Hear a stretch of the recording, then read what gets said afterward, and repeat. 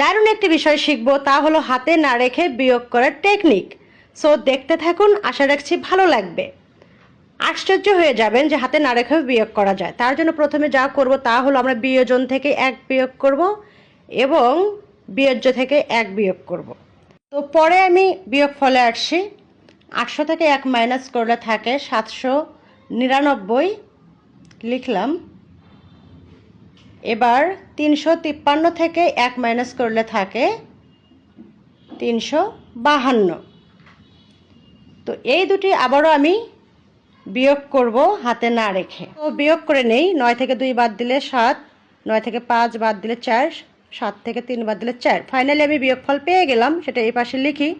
447। কত সহজ, কত মজার। সো অনুরূপভাবে আমি আরেকটি করে দেখাচ্ছি। সাধারণ বিয়োগের ক্ষেত্রে এভাবে করতে পারি।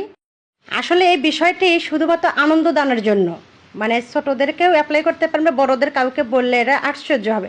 তো পেয়ে গেলাম 324, আমি এই পাশে লিখলাম। কত মজার।